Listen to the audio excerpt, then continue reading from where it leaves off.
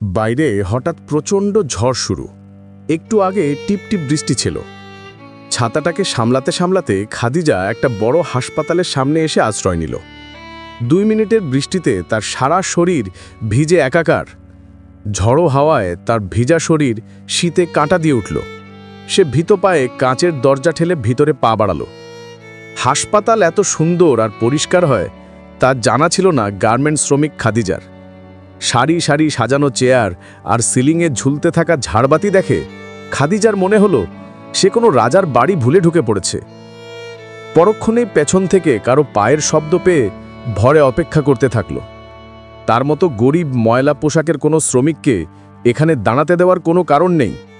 নীল জামা আর নীল পায়জামা পরা এক মধ্যবয়স্ক লোক এসে দাঁড়ালো তার সামনে। ইনি বোধহয় এখানে চাকরি করে, মাথায় একটা নীল টুপিও আছে। খাদিজার বাবা রহিম সারা রাত চোখের পাতা এক করতে পারেনি। ঝড় বৃষ্টির রাতে মেয়েটা ঘরে ফিরল না, এমন তো কখনো হয়নি এর আগে। রহিমের শরীরের এক পাশ অবশ, কোনো রকম উঠে বাথরুম পর্যন্ত যেতে পারে। এই বন্যার রাতে কোথাও গিয়ে মেয়েটার খোঁজ করবে সে অবস্থা তার নেই। ভোরের আলো ফোটার বেশ কিছুক্ষণ পর বস্তির লোকরা এসে রহিমকে খবর দিল কেউ বা কারা খাদিজাকে ধর্ষণ করে ফুটপাতের উপরে ফেলে রেখে গেছে। তার 2 পা বেয়ে রক্তের স্রোত বেয়ে নামছে। সে বেঁচে আছে কিনা বোঝা যাচ্ছে না। পুলিশ এলে তারা তাকে সরকারি হাসপাতালে নিয়ে যাবে।